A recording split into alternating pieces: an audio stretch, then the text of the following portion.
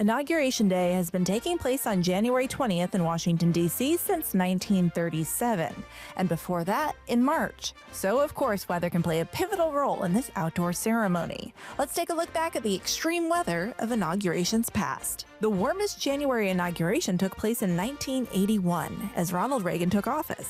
The noon temperature that day was a comfy 55 degrees. Of course, 4 years later, the weather took a major turn, and he also wins the award for the coldest inauguration ever in 1985. The noon temperature was just 7 degrees, with wind chills that afternoon as low as -20. The snowiest inauguration occurred on March 4th in 1909. William Howard Taft was sworn in as nearly 10 inches of snow blanketed the city. Despite the huge crowd that still made it to the Capitol, the ceremony was moved inside. And probably the most tragic presidential inauguration occurred in 1841 as William Henry Harrison was sworn in on a cold and blustery March day. He refused to wear a coat or hat during his 1 hour and 40-minute address, and while traveling to and from the Capitol on horseback. If you're having trouble remembering Harrison, it's because he was only president for 1 month. He got sick that day, developed what was presumed to be pneumonia, and passed away after just 32 days in office.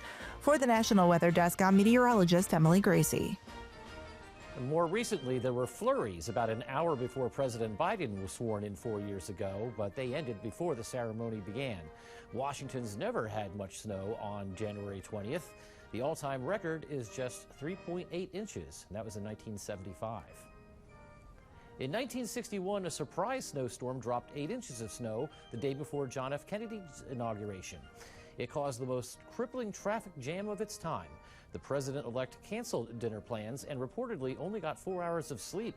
The U.S. Army Corps of Engineers helped clear the snow and abandon cars from the parade route.